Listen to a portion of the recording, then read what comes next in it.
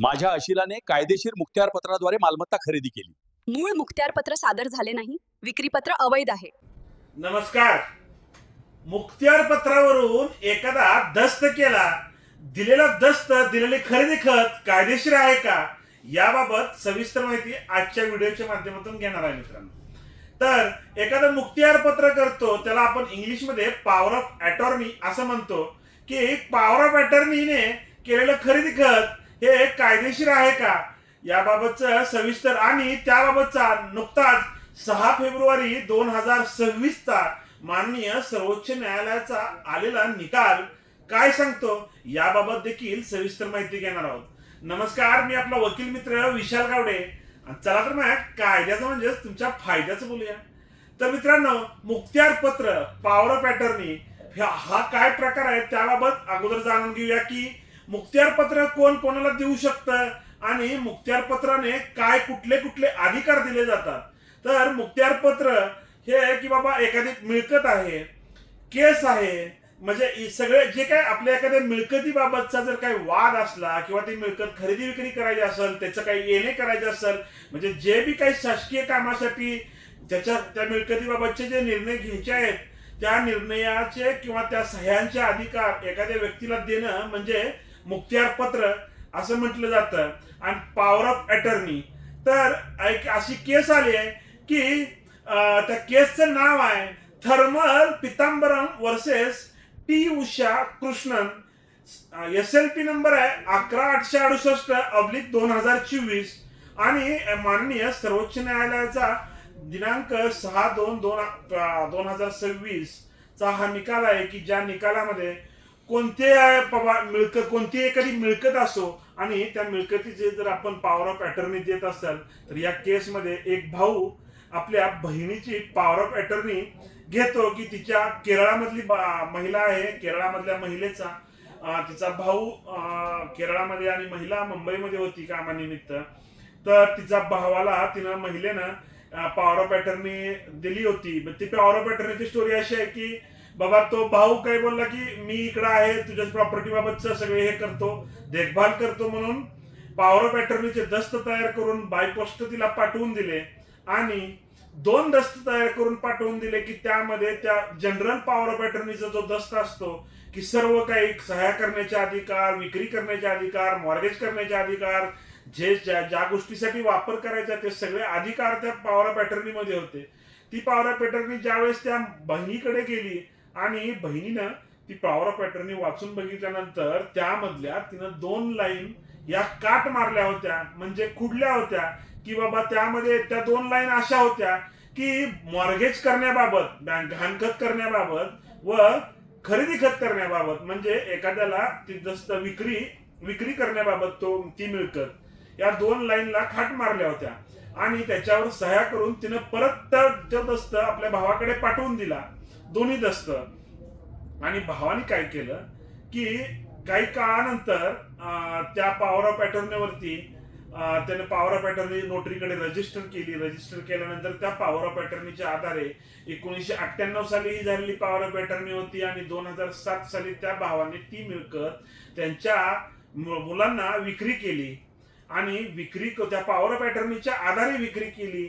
आणि विक्री केल्यानंतर या महिलेला एक बाब समजली, तर ती त्या नोटरीच्या दस्ताच्या आधारे ती प्रॉपर्टी त्या भावानी त्याच्या नातलागला म्हणजे जे काही त्याच्या नात्यात कोणाला असेल त्याला, म्हणजे थर्ड पार्टीला त्याने ती प्रॉपर्टी विक्री केली. आणि ती प्रॉपर्टी विक्री केल्यानंतर ही गोष्ट ज्यावेळेस त्या बहिणीला समजली, त्यावेळेस त्या बहिणीनं तिथं केरळामध्ये येऊन त्या दस्ताबाबत ऑब्जेक्शन घेतलं आणि तो जो पॉवर ऑफ अटॉर्नीचा केलेला दस्त होता तो दस्त रद्द करून घेतला. आणि रद्द करून घेतल्यानंतर मित्रांनो, की त्या दस्ताचे जो दिवाणी न्यायालय होतं, प्रथम दिवाणी न्यायालय, त्या दिवाणी न्यायालयामध्ये तिने जे खरेदी खत झाले होते, सेलडीड झाले होते, ते खरेदी खत रद्द करण्यासाठी दिवाणीत दावा दाखल केला. आणि त्या दिवाणी दाव्यामध्ये तिने असं डिफेन्स घेतला की बाबा दिलेली मी पॉवर ऑफ अटॉर्नी आहे, त्यामध्ये मी त्या 2 लाईन म्हणजे विक्रीबाबत आणि ह्याच्याबाबत मॉर्गेज बाबत मुखत्यारपत्रामधल्या मी 2 लाईन कमी केल्या होत्या आणि त्या 2 लाईन म्हणजे 2 दस्त दिले होते, त्या एका दस्तावर त्यांनी कमी केल्या होत्या आणि एका दस्तावर केल्या नव्हत्या.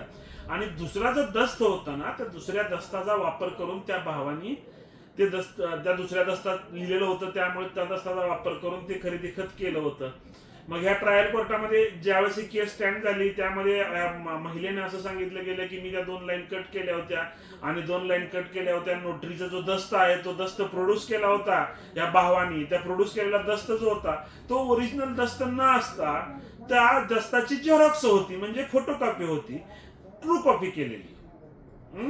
तर ती दस्त ट्रू कॉपी केलेली असलेला दस्त जो आहे तो दस्त त्या दस्ताच्या आधारे त्याने ते खरेदी खत केलं होतं आणि त्या दस्ताच्या ट्रू कॉपी केलेल्या दस्ताच्या आधारे खरेदी खत करता येणार नाही आणि त्यानं ती 2 लाईन कट केल्या होत्या. तिचा विक्रीबाबत आणि मॉर्गेज बाबत तिनं अधिकार दिलेले नव्हते. या बेसवरती त्या ट्रायल कोर्टामध्ये तो जो निकाल आहे तो त्या महिलेच्या बाजूने गेला आणि त्या महिलेला ते दोन्ही झालेले जे खरेदी खत सेल्डेड होते ते रद्द केले ट्रायल कोर्टाने.